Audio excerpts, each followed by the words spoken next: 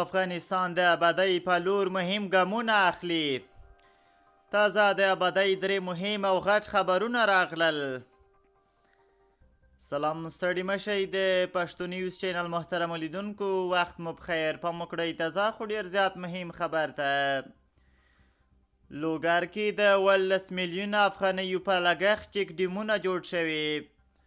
د اوبو او انرژۍ وزارت سرپرست لوګر ولایت د سفر پر مهال د دغه ولایت په 4 ولسوالیو کې د نږدې 18 میلیونه افغانیو په لګښت د جوړو شویو 7 چک ډیمونو پرانیسته وکړه.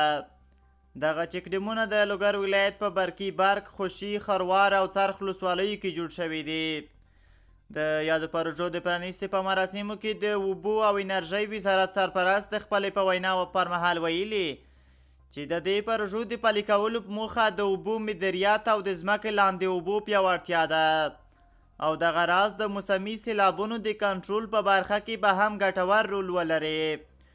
دغه چک ډیمونه چې په ټولیزه توګه د 40,000 متره مکعب اوبو د زیرمه کولو وړتیا لري، د جوړولو لګښت یې د افغانستان د سرپرست حکومت له بودیجې ورکړل شوی دی.